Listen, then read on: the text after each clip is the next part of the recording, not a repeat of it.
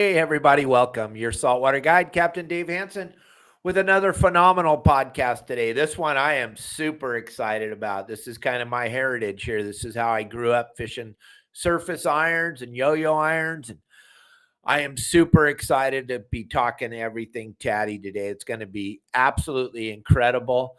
I'm so happy that Scott decided to be a part of our show. It's going to be wonderful. So kick back and relax and get ready for a phenomenal hour of talking fishing. But before we get going, gang, today is Friday. That means it's Deckhand Sports Friday.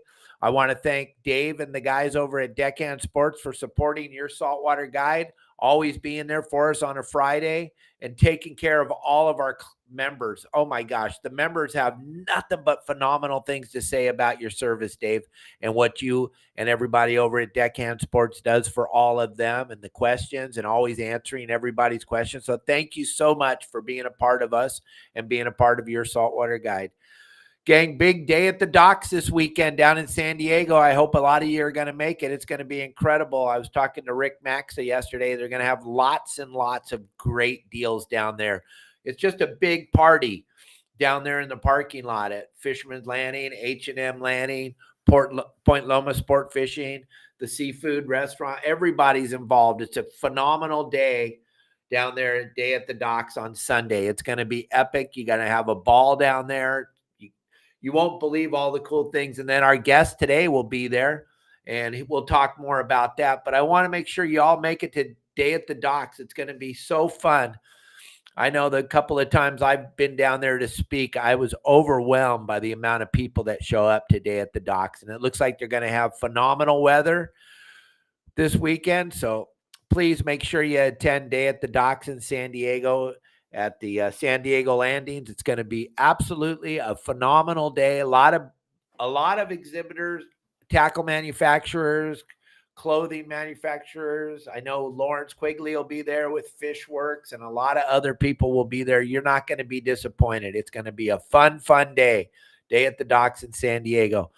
And then Kelly Girl and I just want to thank you all. Yesterday's show was incredible. The amount of people that paid attention and watched and the comments. Thank you all very, very much for all your support. And yes, it was a tragedy, but we will get through it. And we feel bad for our little kitty, but it'll be okay. We'll get through it, gang. Thank you all very much for all your support. And hey, without any further ado, let's get in here. We got so much to talk about, Scott. Let's go. Come on. Hey, welcome to the show. Thank you for having me. I am so excited to talk to you because you got to go to the inner, you got to go into the inner part of Tady Lures and see all the great stuff. But before we get rolling on that, I want everybody out there, we always try to touch on this to start off with. Scott, how did you get into fishing? Oh, that's funny. Like I come from a family of fishermen on both sides. So actually, like my great grandfather was one of the original members of the Balboa Angling Club. I went and looked in their documents, and I saw his boat registered in 1954. Those kind of things. So that's my mom's side, and then my dad's side, I also have uncles that took me fishing over there. So I tell people when two fishing families come together to create one fisherman, that's me. But even as a kid, my parents said that they would rent a boat, and I was 3 years old, and I was dragging ropes behind it, and I didn't even know what fishing was. And they said, "What are you doing?" And I'm like, "I'm fishing." And so something in me, I've always had it. And it's great that you've always had it because right now we're in the state of California, they're really trying to shut down children from fishing. So it's super important to have a show like this with someone like you who's been in this fishing thing since you were a little kid, 3 years old. You can remember. That's when I remember my first time fishing. So it matters, gang. If you're thinking, I don't know if I should take a kid fish, if you're thinking about it, you definitely should. It's a life-changing event. Put Scott on the map where he's at today. Put me on the map where I'm at today. And every one of our guests, as we go through this, they all have nothing but great things to say about when their parents took them fishing. Yeah, and I was lucky I had two uncles, and they're both, I dedicated the book to them. It says, to my uncles who took me fishing, and there's a picture of both of them that took me fishing. And you have to have mentors, and you have to have somebody that takes you on that first trip and the first half-day boat and all those kind of things. So my uncles were the ones that kind of stepped me up to that next level when I was a pure fisherman growing up, and my parents would drop me off. They were the ones that got me on the boats for the first time. That's what Benny Florentino was talking about, going down and fishing on the barges in Redondo. And I know he's a good friend of yours, and you got to spend your birthday with him yesterday. So how cool is that? Yeah. Just we went to San Clemente Island yesterday and had a good day on the backside with some good chances at some big bass back there. The water was like 60 degrees, saw a lot of bird life, a lot of calicos getting ready to go. So, and the weather was decent, right? We had a great run out. We kind of got our butts kicked on the way back a little bit. Yeah, we had good weather all day. Finally. Nice. What a great way to spend your birthday, huh? 13 years in a row. I was his first ever charter ever. He was when he first started guiding. So this trip that we've been doing 13 years in a row. Oh, that's so cool. That's so fun. I can't wait to hear about that trip. But how did you get into Tady Lures? How did this come about? I mean, I grew up fishing with them, but you got to go into the warehouse. You got to go see stuff. You got a bunch of lures to show us today. And there's a lot of people that fish with them their whole lives, but don't really know anything about how they came to be or what it's like to even put together a lure to make it swim proper. And absolutely. Or that Tady, the name, comes from the original founder. His name is Tadasso, and his nickname was Tady, and that's where you get Tady Lures from, Tadasso Shimizu. Yeah, it's so I've been friends with Joel, the current owner of Tady Lures. He's the grandson of the original owner. For probably, I don't know, 5+ years, 6 years, we fished together on and off, and the friendship gradually got better and better. And so I teach U.S. history and a trained historian, and I would just ask him history questions all the time. And a lot of them he wouldn't necessarily know answers. In the end, he did know a lot of the answers because his dad, because he grew up with it. And so one day I was just asking so many questions that like at some point I want to find the answers to them. And so that kind of started me on this journey. I always tell people there's a quote about your favorite book or your favorite movie that says, your favorite movie wasn't written for you. It was written for somebody else. And even this book wasn't written for anybody but me. I wrote it because I wanted to answer all of these questions. This book is way too big, 356 pages. Any editor would have done like taken 150 pages out. I didn't write it for an editor. I wrote it for me. I wanted everything included, every answer to be put in here. So that kind of started me down the path. And last November, so not this November, the previous November, Joey'd been telling me like every question I had, he goes, you know, you need to talk to is a guy by the name of Dan Fink, who is friends with the family, all of that. And he passed away last November. And Joey called me and said, hey, you know, the guy that you need to talk to, he passed away. And my first words were, well, if I'm ever going to write a book on this company, that's the sign to start. And so last November started the kind of creeping forward, and it was February. So not this past February, but a year ago plus, where I really started actually researching and going forward with this project. And they opened up the warehouse and let you come in there and see all the inner workings? Yeah. And so Joey and I were friends, but the beginning, you know, if somebody's writing a book about you, like how much access do you give me, right? Do you let me open every drawer, or is there some things that are like, you know, like but after a few months of me texting him every single day, 5 questions a day, 10 questions a day, he finally, like, we kind of got to a point where he's like, you know what, just full access. And he and I spent 12 hours one day and 12 hours the following day going through every dusty box. And talk about fun. Like for me, it's like archaeology, but it was like I'm not looking for something in the ground. I'm looking for a box that hasn't been touched since the 1980s. And we pulled out some dusty gold. And each day we couldn't see in the factory anymore. It was 10 o'clock at night and we didn't want to stop, but we couldn't see the letters on the jigs anymore. So we're like, all right, we got to cut it. We'll come back tomorrow. So yeah, the days in the warehouse, the shop is what they call it. Those were fun. One of our good buddies, John Stanley, member of the website, he just said that his father-in-law, Dan Fink. Ah, no way. Crazy. So, yeah, and I actually did a dedication to him in the book. We can show this hunting photo of the Shimizu family with Dan Fink right there. And I put a little quote under him. It says, "When an old man dies, a library burns to the ground." And part of what I wanted to do with this book was start some of these history projects that need to get going. If we're going to save our history from, post-war 1950s stuff and 60s stuff, those projects, that the one that Michael Folks is doing, those kind of things need to be happening from a lot of individuals. Michael Folks can't do it all. I can't do it all. A lot of us need to kind of get this going. Oh, and that's why I'm so excited having you on the show today to talk about this and to let everybody know that's out there watching how important history is to fishing and how, I don't know, but they're trying their damnedest to shut us down. They're trying so hard to shut the whole fishing thing down. So I'm super worried that it's going to happen in our lifetime. Shows like this are super important.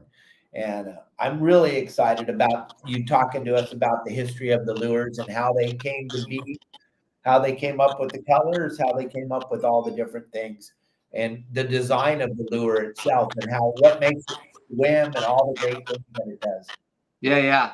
I've already started a second and third book on kind of this stuff. The next books won't be about one company, but kind of continuing. It's going to be eventually a series of all like 3 books, like 3 volumes, if you will.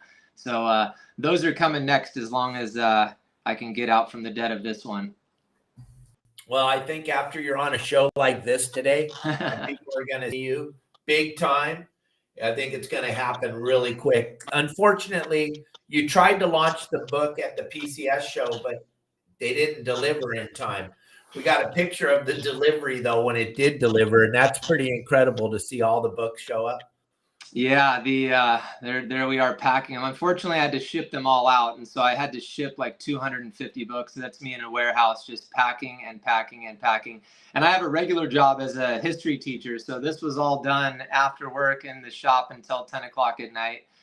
Joel Shimizu was very kind and not only offered me the space, but also stayed with me and helped me. There's all 4 pallets of 1,000 books. It was let's see, each book weighs like 5 pounds. I think it was like 6,000 pounds of books that were delivered. It was a lot. And the fact that you did it in color too, gang. If you don't know what it's like to make a book and then to do it with all these colored pages you have, that was a huge, huge undertaking, a huge investment. But you did it right. You did it so bitch, and it came out so spectacular. And that was the whole thing. I never like if I was a businessman, this book wouldn't be 356 pages. It would not be all color. Even if you take the dust jacket off, it's terry cloth and it has like gold leafing with the letters and things like that. So yeah, there's a lot that went into this. And I feel bad because some of the guys walk up to the, at the show, it's a $120 book, which I get was totally expensive. But a few people walked up, they're like, "Hey, I just wanted to say congrats, but the book was a little too expensive." And then all of a sudden they're like, "Wait, is this the book?" And I'm like, "Yeah." And they saw the quality and they saw the pictures, they saw the size.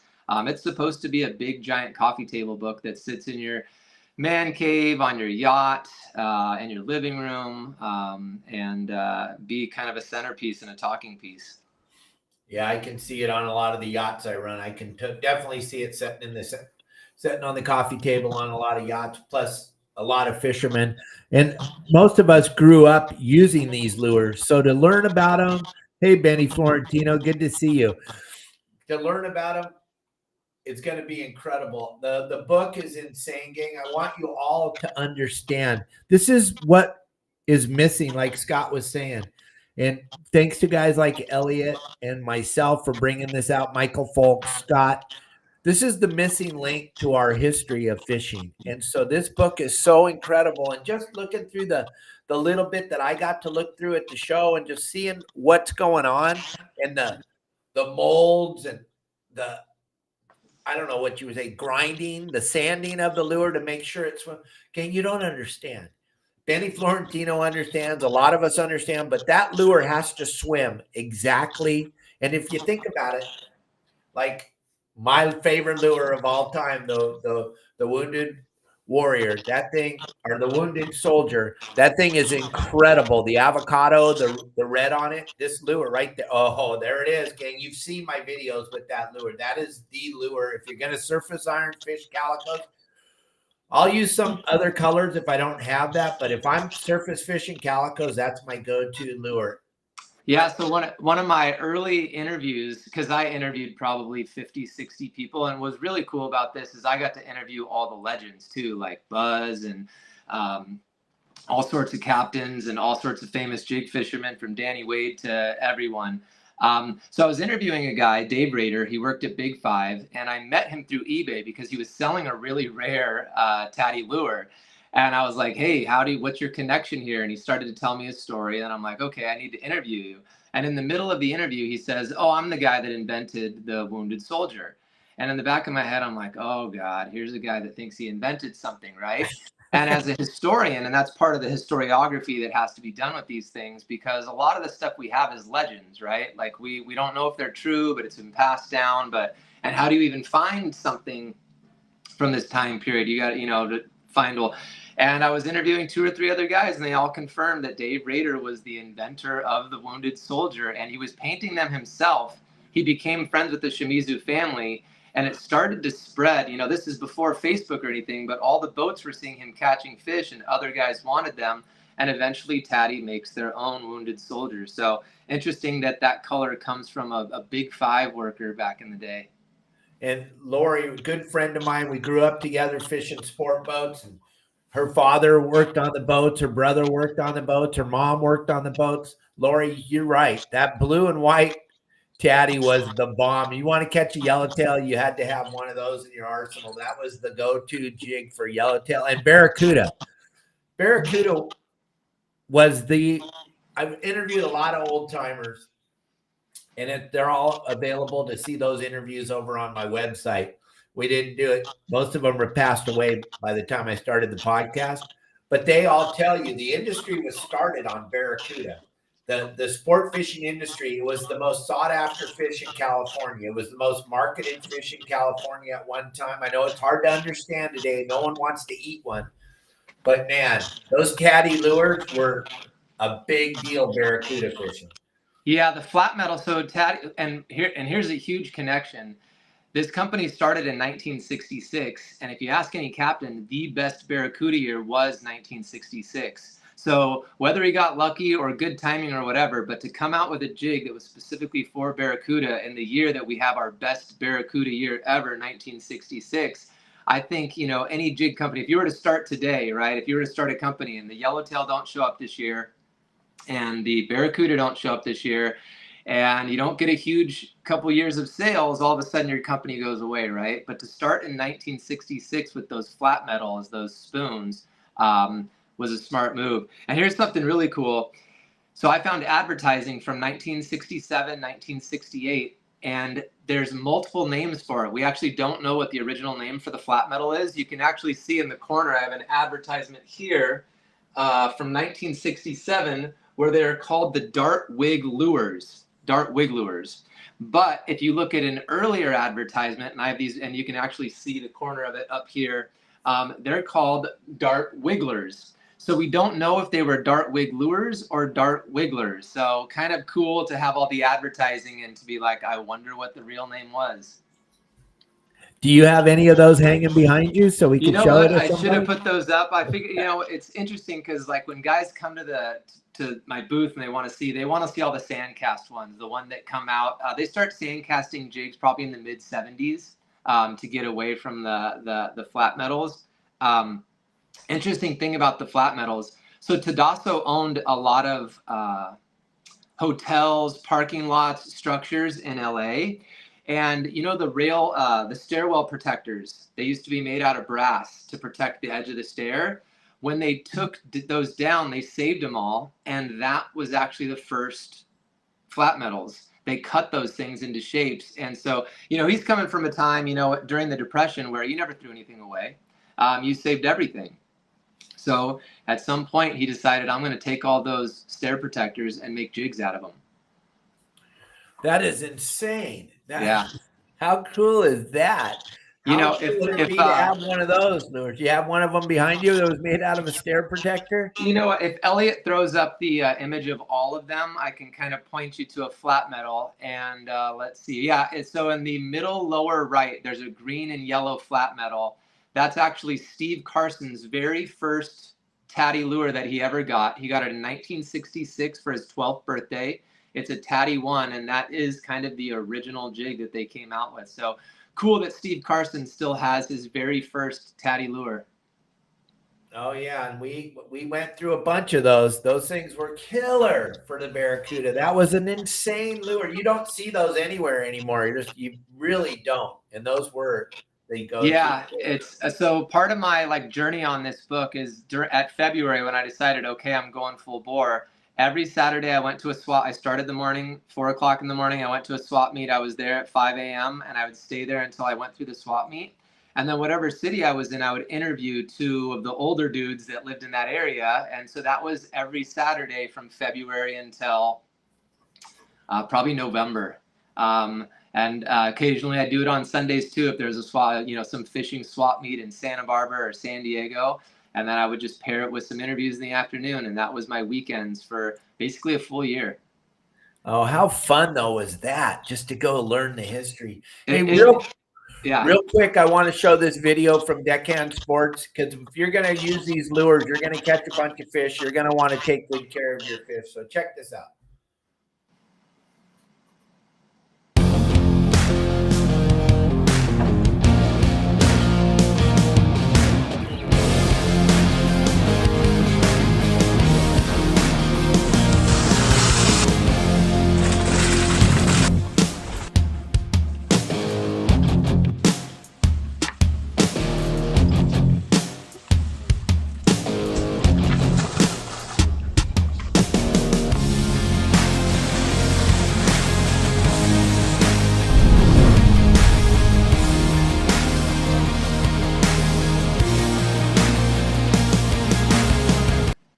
Have you seen those bags yet, Scott?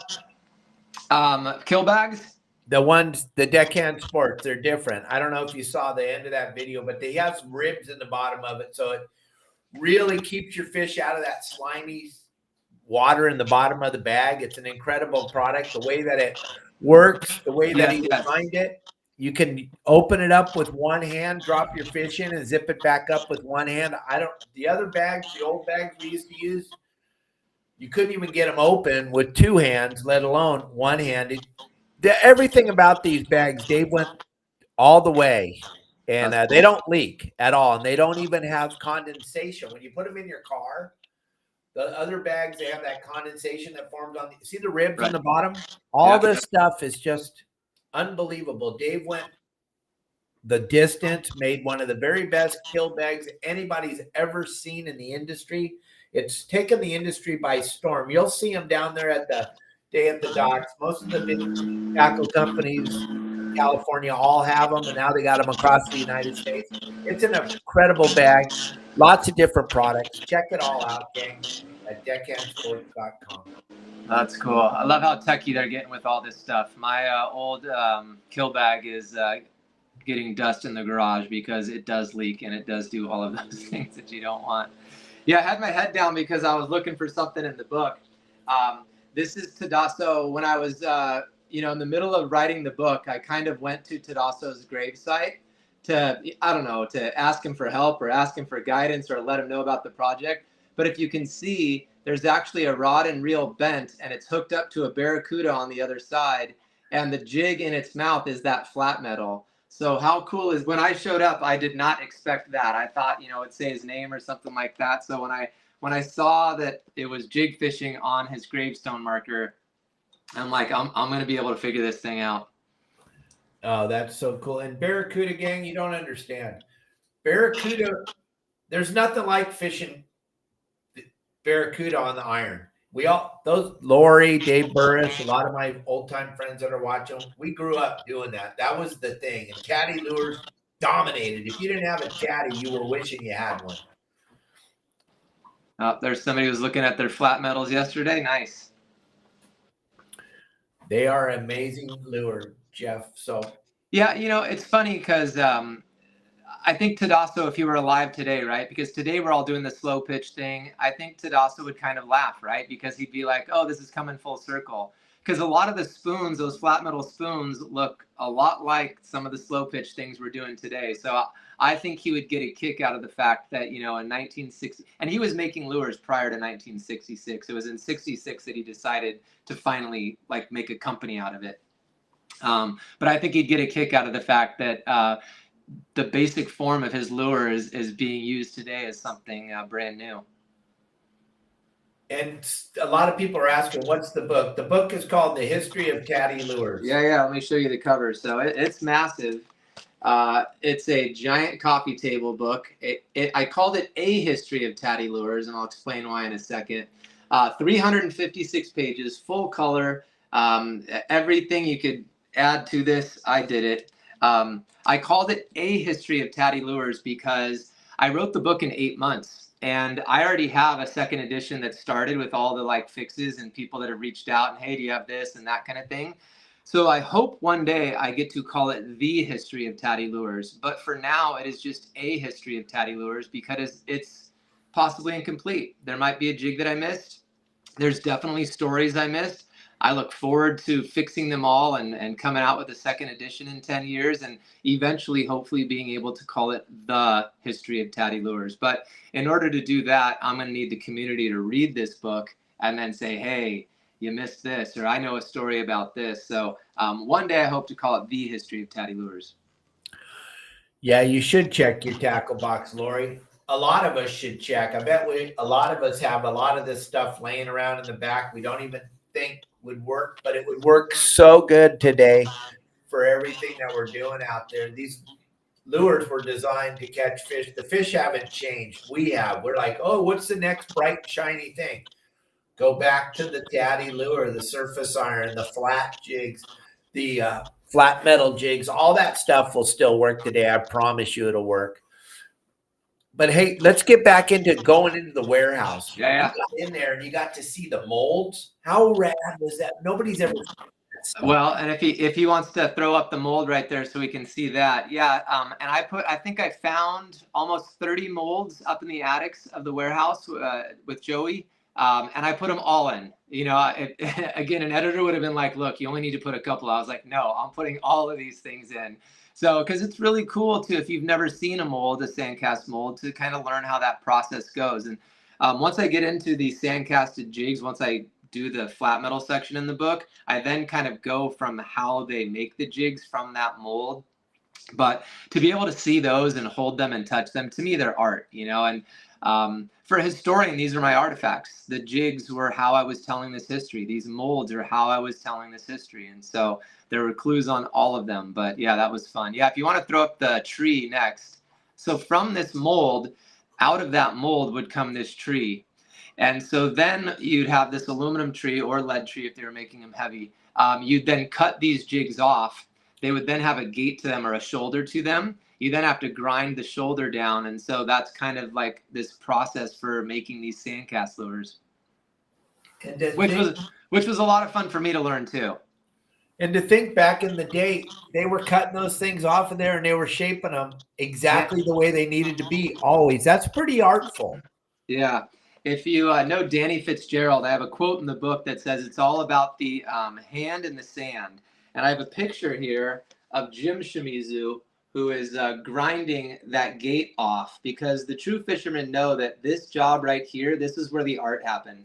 This is where it became a swimming jig. And that's where the skill came into this. It wasn't just, grinding it down and throwing it in the pile. You had to shape it so that it would swim.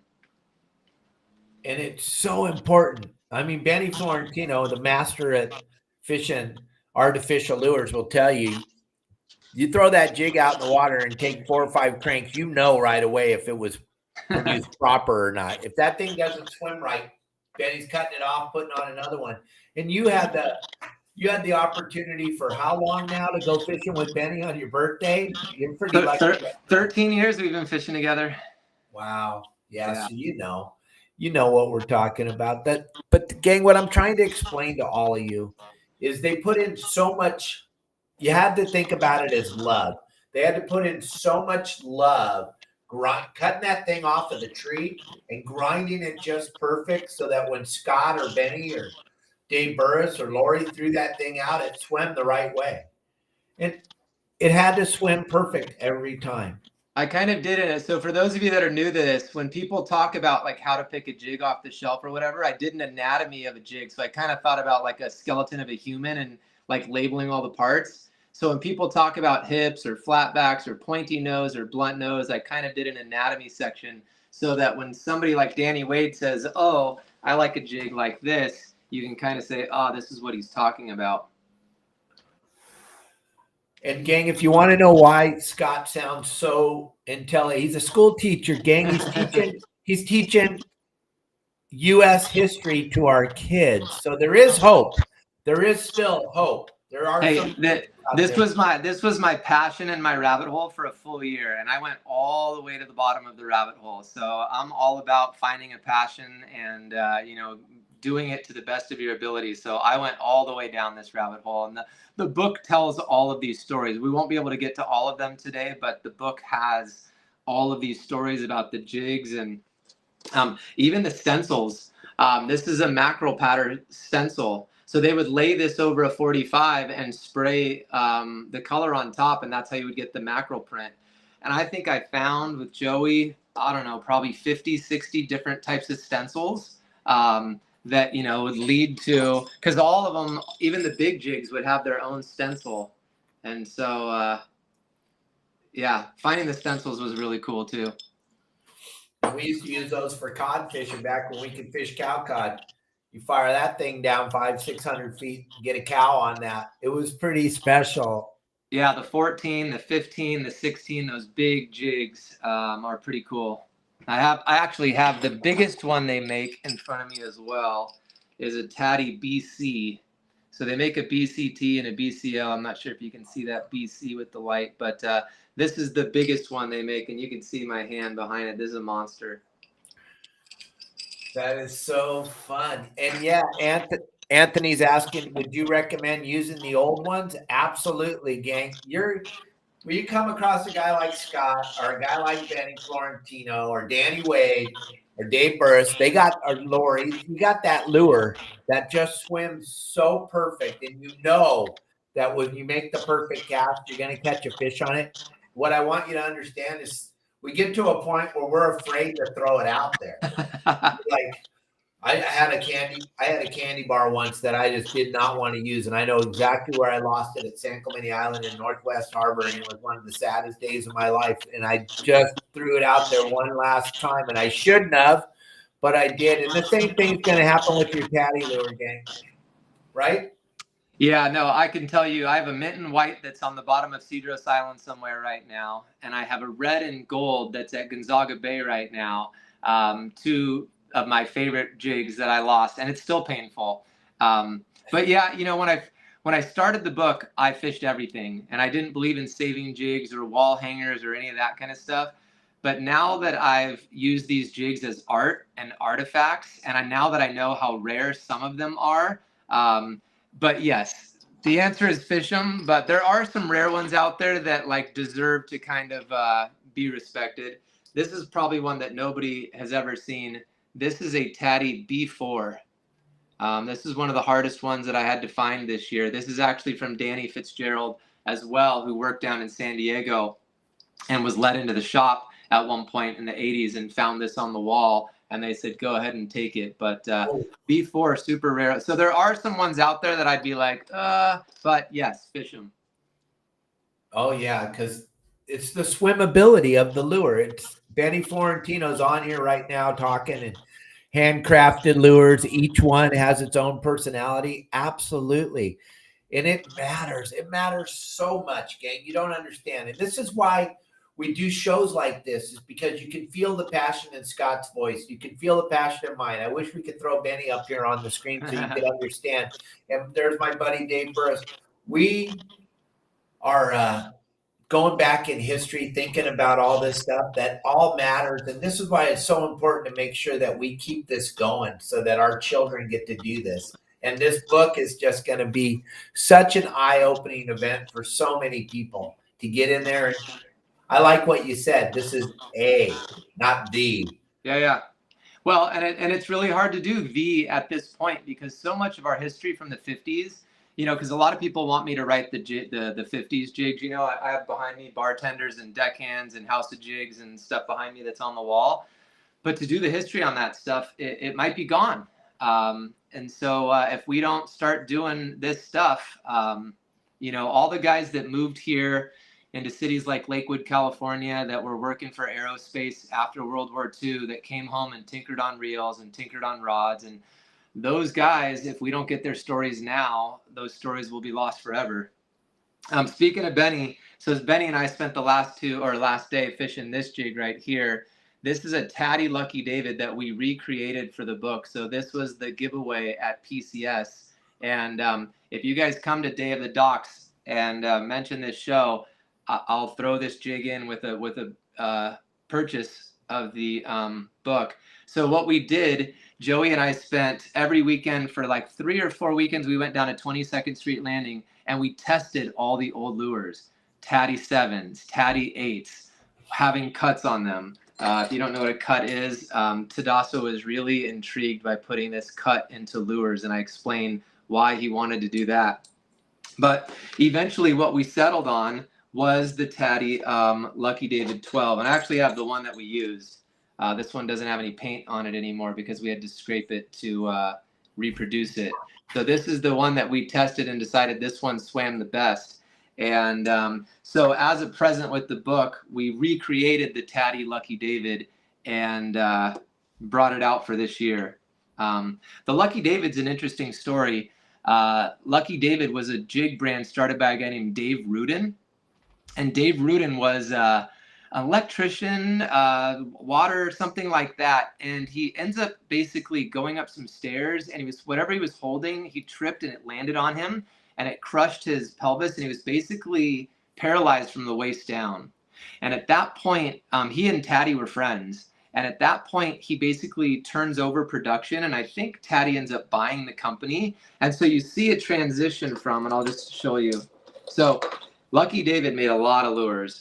Here is they made 3 different big ones. And I think you can see that stamp right there, Lucky David. And so you find a lot of jigs like this. But when Tady takes over production, eventually you start to see jigs like this where it says Lucky David here, and you can see it says Tady up there. And eventually you start to see jigs like this one as well where it says they get rid of the Lucky David name and they put LD13 Tady. So there's a transition from Lucky David to the Tady brand. And so for this project, we kind of recreated that, and we did them in 2 different versions. So you can see that one has the Tady on the bottom, and this Lucky David one right here has the Tady stamp on the back. And that's true to history. That's actually, we found lures in both styles. So if you mentioned that you saw this show, come up to the booth at Day of the Docks, and I'll throw in that jig. That jig was only supposed to come with the book at PCS, but we'll get you one of those jigs. And gang, wear your saltwater guide shirt or your hat and show up and tell Scott you saw him on our show. And I don't know how you can get a better deal than that. That's pretty impressive. Thank you, Scott. Thank you for having me, guys. So back to the stamping thing. That's so good that you brought that up. We have some pictures in the book of the stamps and how yes, I do. I can show you that too, but I'll just show you. This was a prototype. This actually came from Dave Pfeiffer. Dave Pfeiffer is a big jig collector, and he sent me this for the project. And so this is a Tady 3.0, but you can see it's not marked 3.0. So what they would do is before they would ever go into production, they would hand them out to deckhands and captains, people like Rick Olfinger. Rick Olfinger gave me this jig right here. So this is the original TLC, but there's no TLC marking. You can just see Tatty on it, no marking on the front. So they would give them to guys like Rick, and then Rick would fish them and say, this one's a go. And then eventually, so that TLC I just showed you would not have that Tatty stamp, but there's the TLC that would come out of that. So, and even this jig that Dave Pfeiffer had, eventually this becomes the 3.0. But it's kind of cool to have the prototype because you can then tell the story of prototype to jig. And if it ever, there are some jigs where you find prototypes and there is never something that's made off of it. I'm trying to see if I have one here. Oh, I thought I grabbed that. So there's some that you just find a Tatty stamp on them, but it doesn't match anything that ever went into production because they never got the jig to fish or swim. Thought I had one here in front of me. But yeah, the stamping is really cool. I can show you a page of stamping. There we go. So there's some of the stamps I was able to find. And these would be like hand stamped. And sometimes they'd be like letter by letter, but eventually they would have a stamp like that where they would just pound that with the, they even had like wooden holders. So the jig would go in a wooden holder and then they would hit it with the hammer with that stamp.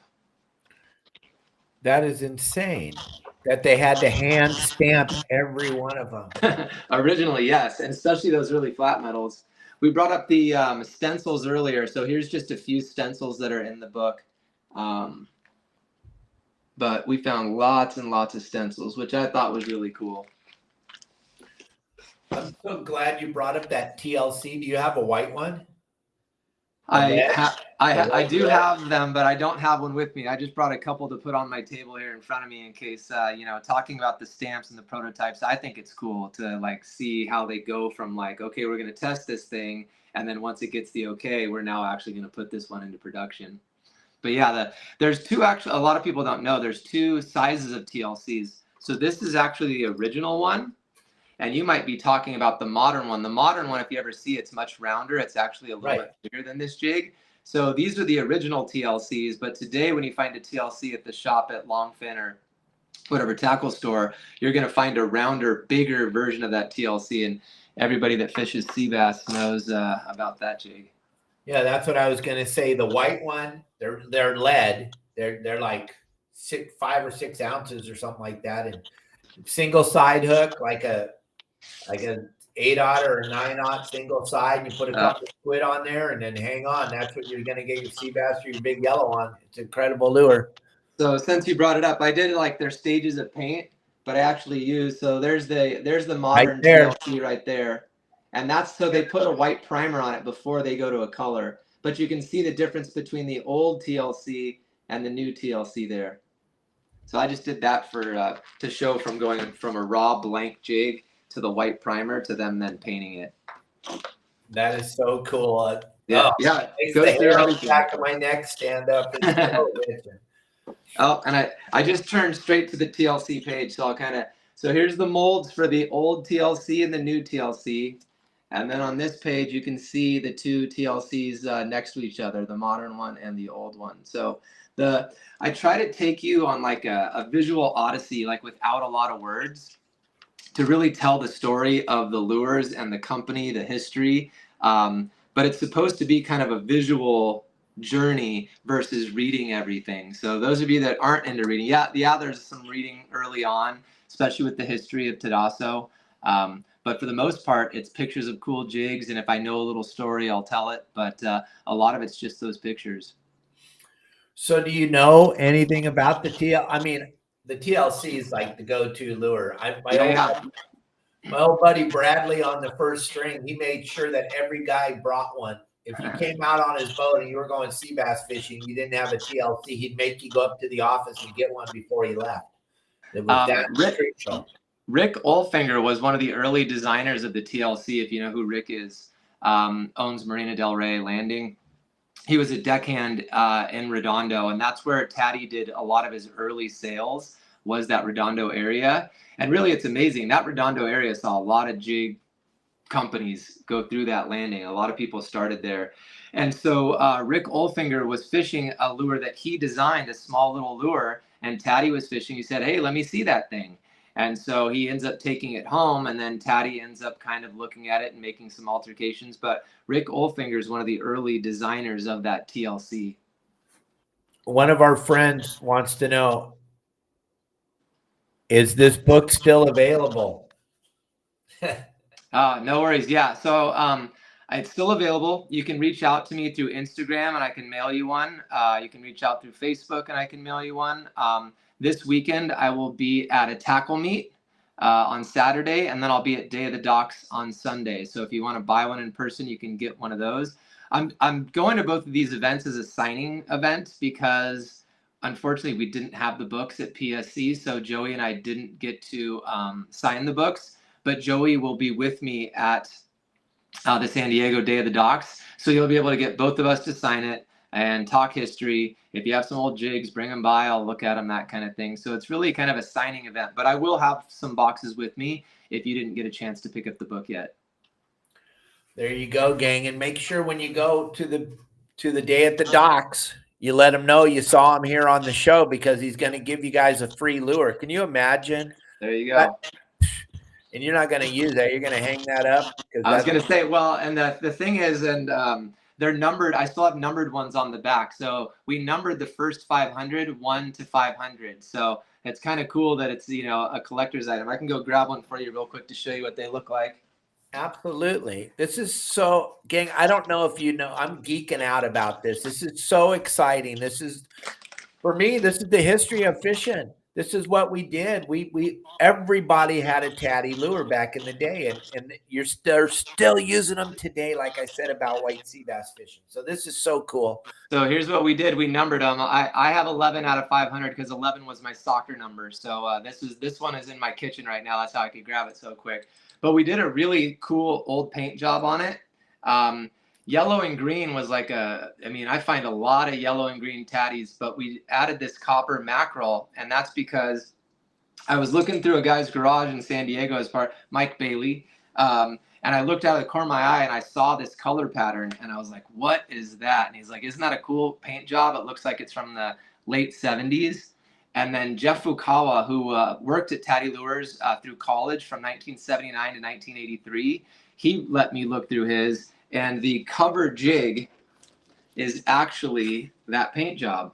So this is a 4.0 from back in that time, probably 1979, 1980, somewhere in there. And so to complete the story, and that's the whole thing, is the last page of the book kind of tells the story of Joey and I testing these jigs and then eventually coming out with the lure that comes with the book. So it kind of comes full circle. We start with that jig and we end with that jig. I just want to tell you a story real quick. I'm so excited. Yeah. I remember when I was a little boy, and my dad, you know, he owned Dana or San Clemente Sport Fishing back in the day, and we would go. Dad's the CCA event. I was at your dad's the golf course when he got that award. That was a cool night. Yes, pretty special. A pretty special human, but he would give us. He was good friends with a guy named Leonard Straggler. He would give us some of Leonard's lures. He'd give us some of Tady's lures. He'd give us some Salas lures. And I remember sitting there because I'd go fishing on the next day on the Clemente, and I'd have all those lures. I'm probably 8 or 9 years old, and I'd have those lures laid out on the bed, and I couldn't even sleep. I'd be so excited about getting to go out and cast those things out and what the possibilities. As a little kid, the lures meant so much to me because you couldn't put the sardine or the anchovy on your bed and talk about, but boy, that lure, and you would not sleep and you couldn't wait. And then I remember crying when I would snap one off going to cast, or a Barracuda would inhale it and break the line. Oh, this is so fun. I'm having so much fun. Thank you again for being here. I don't know if anybody else is watching this show, but me and you are having a phenomenal conversation. Hey, I told you I wrote this book for me, so it's good to find, you know, and that was the hope. Is I'm like, well, I hope there's 999 crazy people just like me that are going to buy this thing. Otherwise, I'm going to have these books for the rest of my life. So you brought up Leonard Lucier, Straggler Lures. He and Tadassa used to be on the boat in Redondo at the same time. and they would have half the boat using the stragglers, and they'd have the other half using Taddies. And when somebody on the Taddy side would catch one, they'd all yell out, Taddy. And then if somebody on the straggler side yell it, they'd yell that out. And so there'd be these fun battles that were going on. And I tell those stories in the book as well. Tady had a really cool sales strategy. And to get the lure to spread, he fished a lot. Everybody I talked to, they'd be like, oh, like Buzz told me, he's like, oh yeah, every Wednesday he was in Oceanside. And this day he was in San Diego. And on this day he was at Kings Harbor. And on this day, so this guy fished a lot. But Yo and Tadasso would go down to San Diego, and what they would do is they would catch one and they would ask each other out loud, hey, what'd you get that on? And he'd say, I got it on a Tady. And that's how they started to get the jig to spread down to San Diego, is those two would go fishing down in San Diego once a week with that whole idea of every time they caught one, they would yell out loud, Tady Lures, and try to get the rest of the people on board. So kind of cool, because this is no social media, right? How do you get a jig to spread from Redondo to San Diego unless you go down and fish it and make sure everybody knows you're fishing it when you catch one? Yeah, well, I'm lucky enough to have grown up back in that era, and it's just like Scott was describing. When Leonard or any of the lure manufacturers would show up, it was like you wanted to be on the boat that day, because they had buckets of these things, and it was absolutely mesmerizing for a child. It was just the most craziest thing, and you felt like you were with royalty when you were there, when they were on the boat. And I remember my dad saying, today they're coming, and you'd go, oh my God. And they would take care of the children, like I talk about all the time. It's so important. And they all understood how important it was to take care of the kids. And they had they would make those little lures. I don't know if you had, but they would make the little ones that they would give to the kids all the time. I know Leonard made a bunch of those little stragglers. I have some over in the case over here. And it was just, it was a phenomenal time to grow up as a kid. And all this just brings back so many bitchin' memories. And once again, I'm gonna talk about this till I die. I don't want to live in a world where kids can't experience what we got to experience, Scott. I just can't imagine. We all got to get involved with CCA. I know you're a huge promoter of CCA. Yeah. If I can plug that real quick, I actually am on the board for Orange County CCA, and so your sister was at our meeting the other night, and get involved. Become a member. That's the easiest way to get involved, support this stuff, so we can save our right to fish. I also run a couple kids camps, so taking kids fishing, supporting CCA, best way to make sure that our hobby stays. Absolutely, gang. If you those of you that are watching all over the United States, you're like, oh, California. Well, they're coming for all of us. They don't want us, like Tommy Gomes said, they don't want anybody fishing in the United States of America. Frank Lepresti said the same thing. And California, it's like on hyper mode here in California. And all these memories that Scott and I are talking about, I know a lot of children watch my show, and a lot of people's children watch all the videos we put out because they're super clean and they're pretty funny. And the kids come up to me all the time and thank me so much. And it means everything to me. So I hope that all of you that are watching and listening are giving back as much as you can to the children. We have to get them all involved. It's super important. We just launched that new part of the website, Scott, called Ryland's Corner, where Ryland's a young man, 9 years old, and he's making videos now for the website. And it's so cool to see his excitement. And it goes right back to where I came from. I didn't have a voice or social media to talk about it, but watching Ryland and how excited he is about the new reel and the new rod and the new lure. And it's just what we're talking about here with A History of Tady Lures, gang. You've got to get this book. You have to check it out. Go to the day at the docks and let Scott know you saw him on your saltwater guide. You're going to get a lure. Oh my God. You better say one for me. Will do. It's funny. My mom, when she saw the book, the first thing she said, if you were a kid, you would have read that book 500 times in a year. Like, a kid would dig this. Like, it's something that as a kid, I would have just poured through time and time again, over and over again.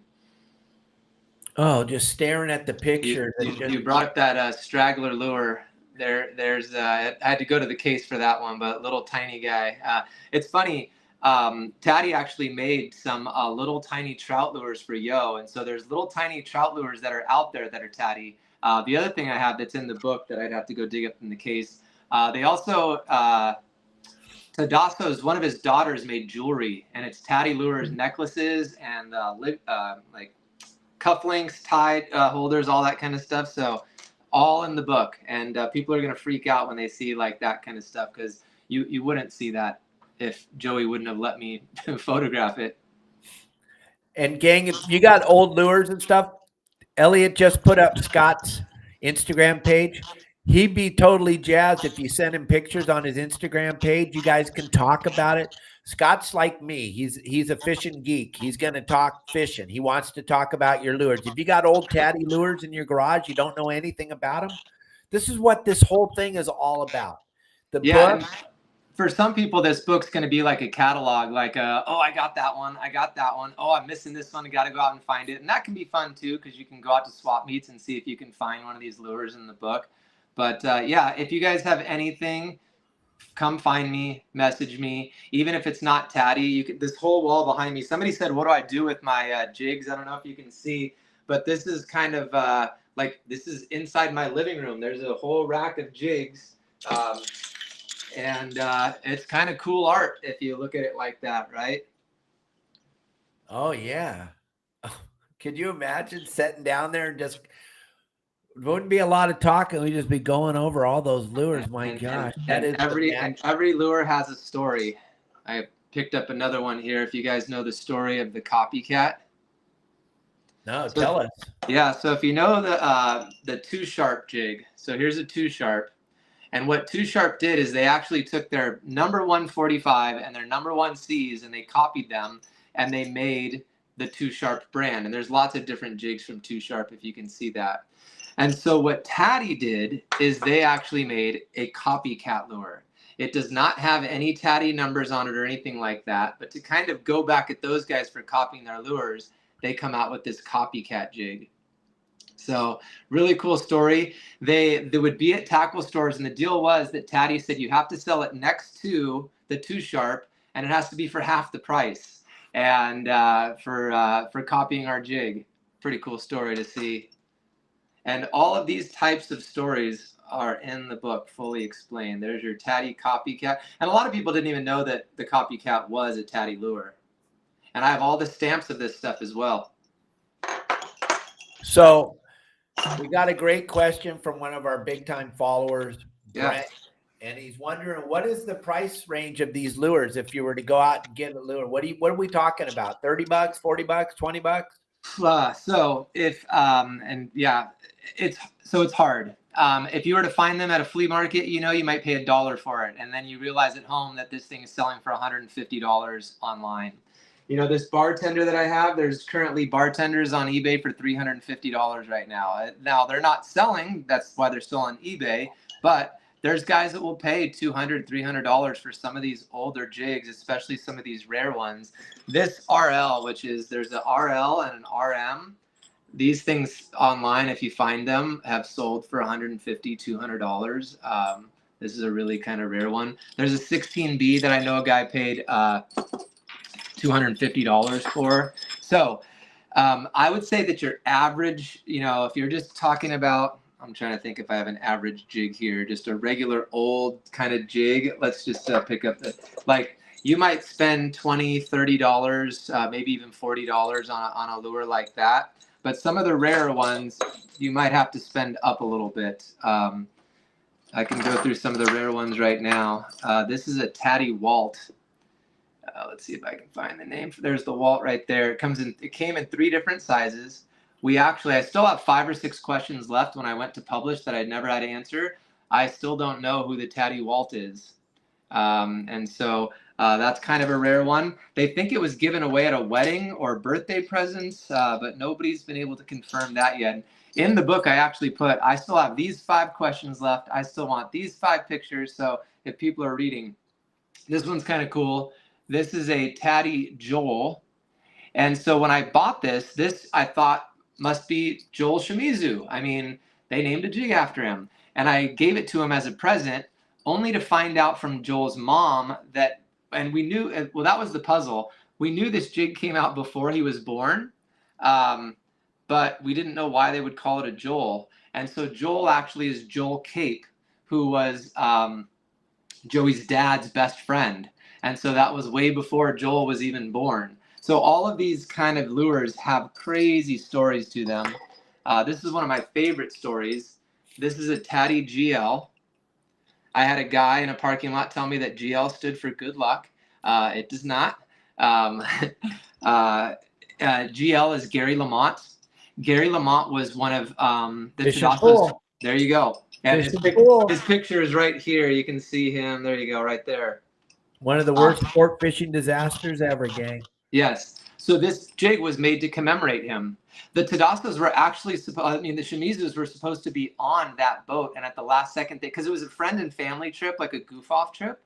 And at the last second, they said, you know what, we're not going to go. And so to commemorate their favorite captain, because he actually was a captain in Long Beach for a long time, and he fished rock cod, which they love to do as well. And so they fished with him in Long Beach, and then he moves down to San Diego, and they still continue to fish with him. So this GL to me is kind of a really cool jig because of the story it tells and for the guy it stands for. So cool story there. And in the book, I actually include the Coast Guard report. I include all the information about him. I only included one page of the Coast Guard report, but because it's like 10 pages long. But yeah, the book is chock full of stuff like that. Not a lot of people have seen this one right here, where Tady Lures has a rising sun on the back. This was only supposed to go to dealers, but a few of them snuck out to the collector markets. One of my favorites of all time. So I grew up as a baseball card collector, which is probably like why I went into like collecting lures for this book. But this is a Starman. So when Tady bought the Starman company, so this is a candy bar Starman 112. But in the factory, the guy, because if you ever look at a Starman 112, it doesn't have anything on the other side. It's just blank on the other side, right? But in the factory, the guy went, oh, it's missing the label on the front. So an error, he put Tady 45 on a bunch of these. So what this is called by the collecting community is a Tady bar, because it's half Tady 45 and it's half Starman. And so to me as a baseball card collector, those error cards used to be cool if you knew the Billy Ripken story, that kind of stuff. This is one of my favorite jigs because it is an error jig. That is incredible. Gang, we're going to go over a few minutes because this is a story everyone's trying to figure out what happened with Lamont. Oh. So, and it's in the book, right? Yeah, absolutely. Yeah. This is a very tragic story. It could have happened to any of us at any time, but he ran a boat called the Fishin' Fool, which was, it ran out of Dana Wharf Sport Fishing for a while. It ran out of San Diego for a long time. They were on a 3-day trip down to San Martin Island. And there's a place down there called Ben's Rock, which is a great big rock 6 miles off the beach and like, I don't know, 8 or 9 miles below San Martin Island. And it's a big giant rock that doesn't break the surface of the water. It comes up to like 3 or 4 feet below the surface. They were anchored up there with their people on the boat, and a rogue wave came and flipped that boat upside down and threw it right on top of the rock in a matter of seconds, gang. Because my good friend Jim Sims, he was the only, him and the cook, this young lady, were the only 2 survivors on the boat. So I know the exact what happened because he told me the story exactly. And it was over. Everything was over in a split second, gang, and it came out of nowhere. And they were catching yellowtail. It was white. It was really good fishing like it always was there. And it was one of the most tragic things that has ever happened in the industry. And it could have happened to any of us at any time. And he's a legend. He was a legend before this happened. And if you want to really find out what the whole thing is about, you got to get the book. And you got to read the book. And the story, if you have that in the book, I want the book just for the story of Lamont. That's I'll see if I can find his section in here. Oh, I know. Yeah, we'll go over a little bit because it's a very, very important story for the industry, gang. And it's, he was a good human, gang. He was a really good human. So there is a photo of Gary Lamont right there. His nickname on the radio was Kermit. There's his boat, the Fishin' Fool, right there. And there's the front page of the Coast Guard report right there. So you can kind of details everything that happened on the front page. But if you wanted the full Coast Guard report, you know, you can reach out to me and I'll make a copy and send it to you if it's something you're interested in checking out. And interesting, at the Tady warehouse, they had this Barracuda there forever. They didn't know, but it's actually Gary Lamont's stuffed giant Barracuda that's at the Tady warehouse. There's the is that the molds for the, yes, there's the GL molds. And wow. Yeah, so I try to tell the full stories on all of these. And here is the Gary Lamont jigs. I've included 3 different colors there. And then here's one of my favorite pictures of him right there, fishing rock cod. And I even have his business card. Oh my gosh. So yeah, I mean, I did some digging. Like I you know, this was to try to find a business card from this guy. Even I found old phone numbers of his. I called every single one to see if his wife would, you know, that kind of thing, and left messages. Didn't get a response, but that's the kind of digging I had to do to try to complete all of these stories. Oh my gosh, Scott, you went the distance. You and I could be here for talking for hours. Yeah. No, we haven't even touched the surface of, you know, the Matt Walsh jig. Oh my gosh. That's called the California now. The Matt Walsh is called the California. Yeah. Okay, we're going a little over. Tell me the Matt Walsh story. I got to know. So you know how Salas did a lot of boat lures, right? So this was basically Tady's version of doing a boat lure. They fished with those guys a lot. And what they would do is they would do a rubber stamp on the back for them. And so there's a kid I met that says he has a Liberty one as well. So there might be a third one that I'm missing for the book. Yeah, the Islander, the Matt Walsh, and all the stories are in the book. And in fact, I include a really cool picture of the Matt Walsh, like the, let's see if I can find this thing. Probably not going to happen. But yeah, I found an old picture of the Matt Walsh and I laid the jig over it, and it kind of came out really cool.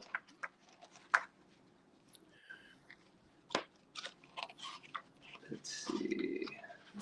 Nice to meet you, Bernard. No.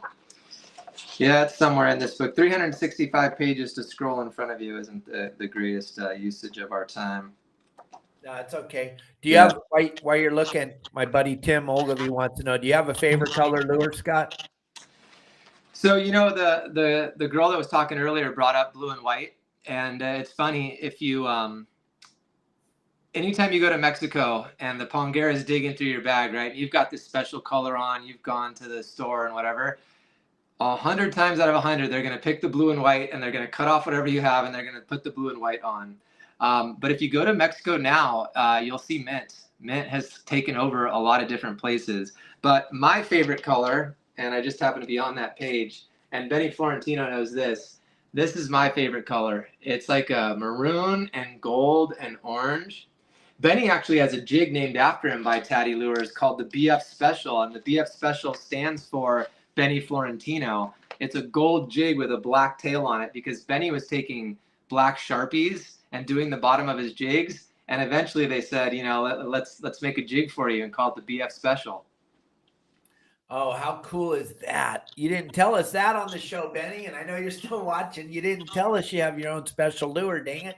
Well, Benny's in the book, he's actually in the book a couple times because he's caught a few 10-pounders and he's got the jig hanging out of the mouth and all that kind of stuff. So yeah, Benny's in the book. And yeah, Mike Lewis, a lot of the blanks people have taken and made art out of them for sure. Mike Lewis is a artist. He makes the most incredible paintings on cups and microphones, and he's done a lot of stuff for the rock and roll industry. He's done a lot of stuff for me. He's done a lot of stuff for the racers, the racing industry. You could definitely get some of these blanks and made some incredible things for Scott and I. We would love that. there is the BF special, and that's Benny. Benny caught a 10-pounder on that jig right there, and so that's his writing on the back, so it hangs on his wall. And there is Benny with that jig and with a fish. So, yep, Benny's. Oh yeah.